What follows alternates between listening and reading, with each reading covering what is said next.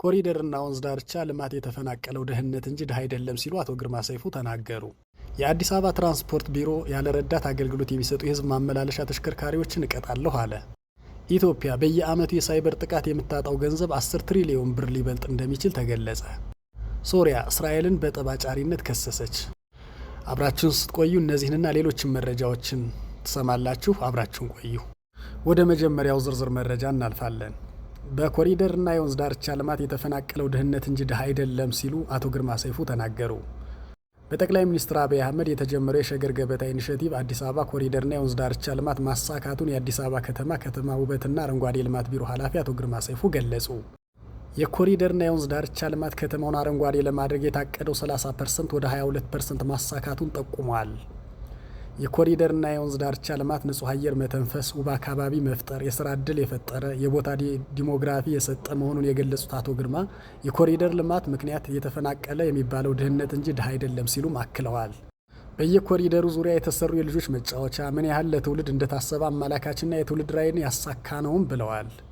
ይህ የተሰራው የኮሪደር የከተማውን 15% የሚሸፍን ቢሆንም በጋራ በራስ አቅም የማልማት ሂደት ይቀጥላል ብለዋል። የኮሪደርና የወንዝ ዳርቻ ልማት ውጤታማ የገባቸው የአዲስ አበባ ምክር ቤት አባላት ለወከሉት ሕዝብ መቼና ወደ እኛ ይደርሳል የሚል ጥያቄ መመለስ ስለሚገባ የተጀመረው የኮሪደርና የወንዝ ዳርቻ ልማት ቅድሚያ መጨረስ ይገባል ብለዋል። ወደ ሁለተኛው ዝርዝር መረጃችን ስናልፍ ኢትዮጵያ በየዓመቱ የሳይበር ጥቃት የምታጣው ገንዘብ 10 ትሪሊዮን ብር ሊበልጥ እንደሚችል ተገለጸ። ኢትዮጵያ በየዓመቱ በሳይበር ጥቃት ምክንያት የምታጣው የገንዘብ መጠን ከ10 ትሪሊዮን ብር ሊሻገር እንደሚችል ተገልጿል። ይህ መግለጫ የተሰጠው የኢትዮጵያ ንግድ ባንክ ሲቢኢ የሳይበር ደህንነት ወርን አስመልክቶ ከተለያዩ ባለድርሻ አካላትና መገናኛ ብዙሃን ጋር ባደረገው የምክክር መድረክ ወቅት መሆኑ ተገልጿል። ባንኩ እንዳስታወቀው የፋይናንስ ተቋማት ለሳይበር ጥቃት ተጋላጭነታቸው እየጨመረ መጥቷል። ስለዚህ ዋነኛው ምክንያት ከጥንቃቄ ጉድለትና ከተያያዥነት ካላቸው ጉዳዮች የመነጨ እንደሆነ ጠቁመዋል። የሳይበር ደህንነት ወር በአገር አቀፍ ደረጃ ለ22ኛ ጊዜ እየተከበረ እንደሚገኝ የተገለጸ ሲሆን ባንኩም ለሁለተኛ ጊዜ የሳይበር ደህንነትና በኢኮኖሚ ላይ እየፈጠረ ያለውን ጫና በሚመለከት ሰፊ ገለጻ ማቅረብ ችሏል ተብሏል። የኢትዮጵያ ንግድ ባንክ ባደረገው ማብራሪያ በአሁኑ ሰዓት በቀን ውስጥ 2200 የሳይበር ጥቃቶች እንደሚፈጸሙና በቀን ውስጥ 75 የሚሆኑ ከባድ የጥቃት ሙከራዎች እንደሚደረጉም አመላክቷል። በዚህም ምክንያት ሀገሪቱ የሳይበር ጥቃት 10 ትሪሊዮን ብር የሚሆነው የገንዘብ መጠን በየዓመቱ እንደምታጣም አሳስቧል።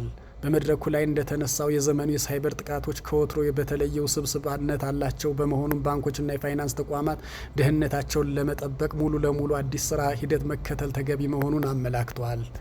ወደ ሶስተኛው መረጃችን ስናልፍ የአዲስ አበባ ትራንስፖርት ቢሮ ያለ ረዳት አገልግሎት የሚሰጡ የህዝብ ማመላለሻ ተሽከርካሪዎችን እቀጣለሁ አለ። ቢሮ ያለ ረዳት አገልግሎት የሚሰጡ ታክሲዎች በከተማዋ እየበዙ ነው ያለ ሲሆን ከዚህ በኋላ በመመሪያው መሰረት ረዳት የሌላቸው ታክሲዎችን እቀጣለሁ ሲል አሳስቧል።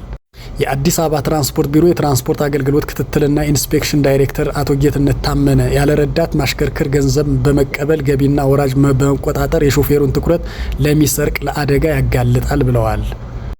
ሶሪያ እስራኤልን በጠባጫሪነት ከሰሰች። የእስራኤሉ ጠቅላይ ሚኒስትር ቤንያሚን ኔታንያሁ በደቡብ የሀገሪቱ ክፍል ያደረጉት ጉብኝት ጠባጫሪ ነው ስትል ሶሪያ ወቀሰች። የሶሪያ የውጭ ጉዳይ ሚኒስትር ባወጣው መግለጫ ቴል አቪቭ የሶሪያን ሉዓላዊነትና የግዛት አንድነት ጥሳለች ሲልም ከሷል። የኔታንያሁ ጉብኝት የተመድን ውሳኔ ሀሳብ የሚጻረርና የተሳታፊነት አዝማሚያ ያሳየ ነው ሲል ሚኒስቴር መስሪያ ቤቱ አክሏል። ደማስቆ የእስራኤልን አካሄድ የዓለምን አቀፍ ሕግ ያልተከተለና የወረራ መልክ ያለው ነው ስትል የኔታንያሁን ጉብኝት ግልጽ ትንኮሳ ብለዋለች።